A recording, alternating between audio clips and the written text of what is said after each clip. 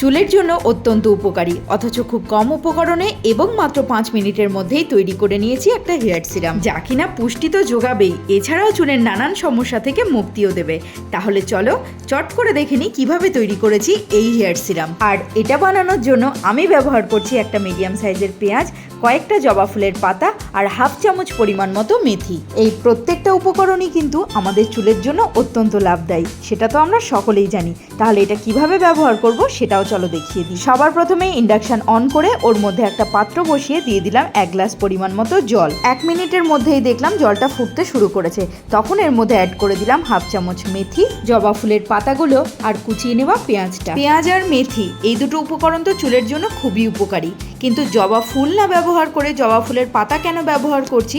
কারণ জবা ফুলের থেকেও জবা ফুলের পাতা কিন্তু আমাদের চুলের জন্য আরও বেশি উপকারী। 5 মিনিট হাই ফ্লেমে ফুটিয়ে নেওয়ার পর যখন মেথিগুলো পুরোপুরি সফট হয়ে যাবে তখন এটাকে ছেঁকে নেব। এটাকে আমি ছেঁকে ফ্রিজে স্টোর করে রেখে দেবো, কারণ আমি সপ্তাহে 2 বার এটা ব্যবহার করতে পারবো। এটা আমি বেশ কিছুদিন ধরে ব্যবহার করছি, আর তাতে দেখো নতুন কিন্তু হেয়ার রিগ্রোথ হতেও স্টার্ট হয়েছে। অ্যাপ্লাই করার আগে আমি কিন্তু স্ক্যাল্পটা খুব ভালো করে আছড়িয়ে নিয়েছি, যাতে এই সিরামের গুডনেস আমার স্ক্যাল্প পুরোপুরি অ্যাবজর্ব করতে পারে। এবার কটন বলের মধ্যে সিরামটা ডিপ করে নিয়ে সারা স্ক্যাল্পটা ভিজিয়ে নেব। যে রেমেডিটা আজকে আমি বানিয়েছি এটা আমাদের চুলের গোড়ায় পুষ্টি যোগাবে, চুল পড়া কমাবে, নতুন চুল গজাতেও সাহায্য করবে এবং চুলের প্রাকৃতিক ঔজ্জ্বল্যও ধরে রাখবে। 8 ঘন্টা মাথায় রেখে শ্যাম্পু করে নিয়েছি।